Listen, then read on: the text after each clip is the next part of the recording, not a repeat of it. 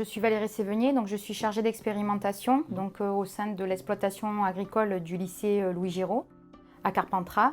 Nous allons mettre en place un nouvel essai sur une parcelle viticole, donc une parcelle de merlot.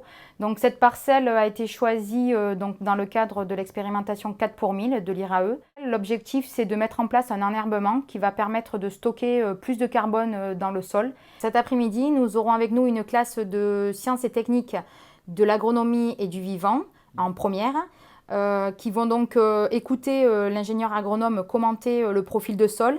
L'objectif pédagogique, c'est de leur expliquer à quoi sert un profil de sol, de concrètement voir quelle est l'application de ce profil de sol dans l'expérimentation que nous mettons en place sur cette parcelle.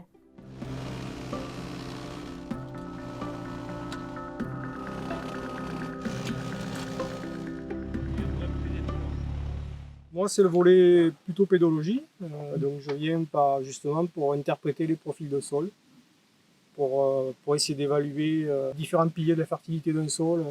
Visuellement, il y a un certain nombre d'observations qui peuvent être faites sur la texture, la structure, la compacité. L'idée, c'est de faire ça sur les deux sites, le site témoin et la parcelle qui va être enherbée. Les couverts végétaux temporaires, en fait, c'est une demande qui émane des agriculteurs eux-mêmes. Ce qu'ils veulent, en fait, c'est avoir des couverts, donc qui assurent toujours de la portance après les pluies, qui limitent l'érosion, comme peut le faire un enherbement pérenne. Mais ce qu'ils recherchent, ça va être des couverts qui vont leur apporter une alternative au désherbage chimique et au désherbage mécanique, puisqu'on va couvrir le sol avec des plantes qu'on aura choisies, qui va permettre aussi de stimuler la vie microbienne du sol. Ça peut être de l'amélioration paysagère, et puis également, en termes de biodiversité, permettre la présence d'auxiliaires des cultures. On arrive à planter le couteau jusqu'à la garde, il est tout à fait meuble, donc c'est très favorable. Par contre, après dessous, on ne plante pas du tout le couteau, parce que c'est trop sec, il faudrait l'apprécier à l'état humide. Donc la couleur, il y a le guide Munsell là, qui nous aide à apprécier la couleur des sols. Plus c'est foncé, plus il y a de la matière organique.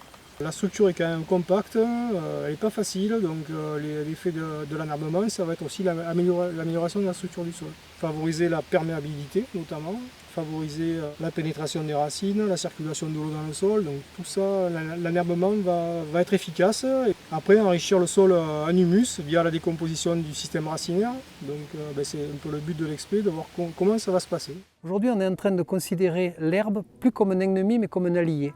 Donc les mentalités changent, les façons culturelles changent, il faut du temps, mais il faut que les élèves de demain sachent raisonner et travailler dans cette optique-là, de cette durabilité-là.